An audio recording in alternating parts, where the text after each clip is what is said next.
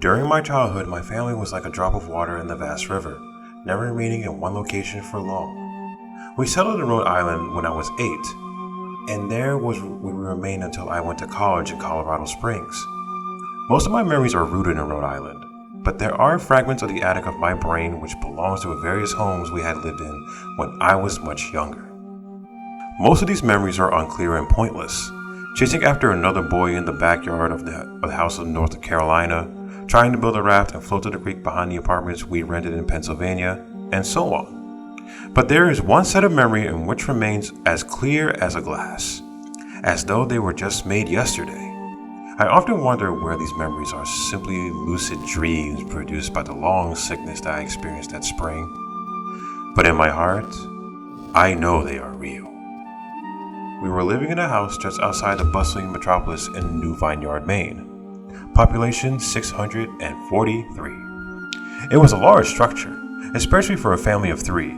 There was a number of rooms that I didn't see in the 5 months we resided there. In some ways it was a waste of space, but it was the only house in the market at the time and least with the number of hours commute to my father's place of work. The day after my 5th birthday, attended by my parents alone, I came down with a fever. The doctor said I had monocholitis, which means no rough play and more fever for at least another 3 weeks. It was a horrible time to be bedridden. We were in the process of packing our things to move to Pennsylvania, and most of the things are already packed away in the boxes, leaving my room barren. My mother bought me ginger ale and books several times a day, and these will serve the function of my primary form of entertainment for the next few weeks. Boredom always loomed around just another corner, waiting to rear its ugly head and compounded my misery. I don't exactly recall how I met Mr. Widemouth. I think it was about a few weeks after I was diagnosed with mono. My first memory of the small creature was asking him of his name. He told me to call him Mr. Widemouth because his mouth was large. In fact, everything about him was large in comparison to his body, his head, his eyes, and crooked ears. But his mouth was by far the largest. You look like kind of a Furby.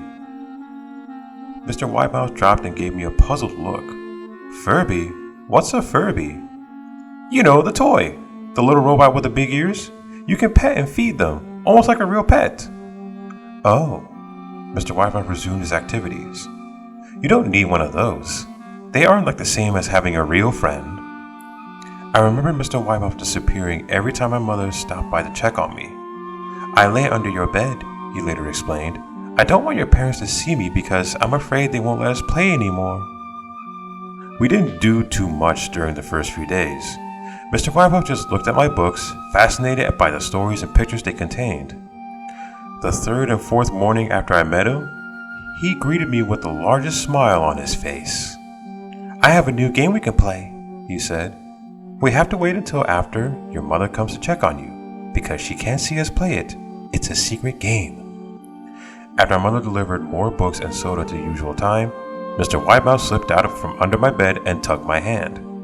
We have to go to the room at the end of this hallway, he said. I objected at first, as my parents had forbidden me to leave from the bed without their permission, but Mr. Widemouth persisted until I gave in. The room in question had no furniture or wallpaper. Its only distinguishing features was the window opposite of the doorway. And Mr. Widemouth darted across the room and gave the window a firm push, flinging it open. He then beckoned me to look out in the ground below.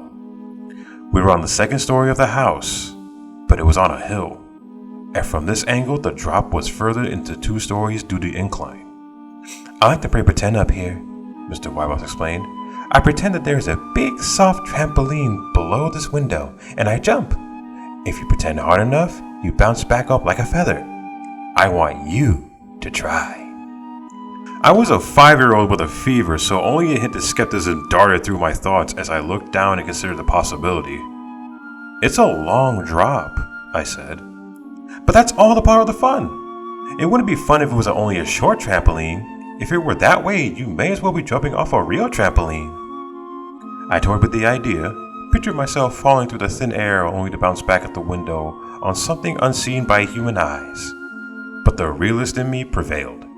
I don't know if I have enough imagination. I could get hurt." Mr. Widemouth's face contorted into a snarl, but only for a moment. Anger gave way to disappointment. "If you say so," he said. He spent the rest of the day under my bed, quiet as a mouse. The following morning, Mr. Widemouth arrived holding a small box. "I want to teach you how to juggle," he said. Here are some things we can do to practice before I start giving you lessons." I looked into the box, and it was full of knives. "My parents will kill me," I shouted, horrified that Mr. Widemouth had brought knives into my room, objects that my parents would never allow me to touch. "I'll be spanked and grounded for a year." Mr. Widemouth frowned. "It's fun to juggle with these. I want you to try it." I pushed the box away. "I can't. I'll get in trouble. Knives aren't safe to just throw in the air." Mr. Widemouth's frown deepened into a scowl. He took the box of knives and slid under my bed, remaining there for the rest of the day. I began to wonder how often he was under my bed. I started having trouble sleeping after that. Mr. Widemouth often would wake me up at night, saying he put a real trampoline under the window, a big one that I couldn't see in the dark.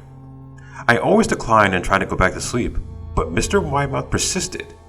Sometimes he stayed by my side until early in the morning, encouraging me to jump. He wasn't so fun to play with anymore. My mother came to me one morning and told me that I had permission to walk around outside. She thought the fresh air would do me some good, especially after being confined in my room for so long. Aesthetic, I put my sneakers on and trotted to the back porch, yearning for the feeling of the sun on my face. And Mr. Widemouth was waiting for me. "I have something I wanted you to see," he said. I must have given him a weird look because then he said, "It's safe, I promise." I followed him to the beginning of the deer trail where it ran through the woods behind my house.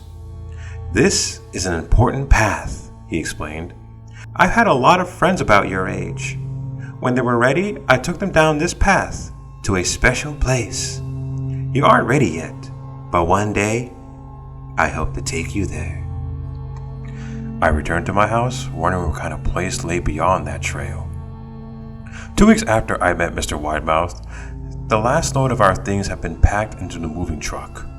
I would be in the cab in that truck, sitting next to my father for the long drive to Pennsylvania.